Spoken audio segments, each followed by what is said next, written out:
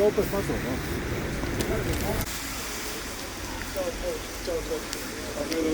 Mene je prvo... 6. Malo razmaka napravite, pa ne morate samo.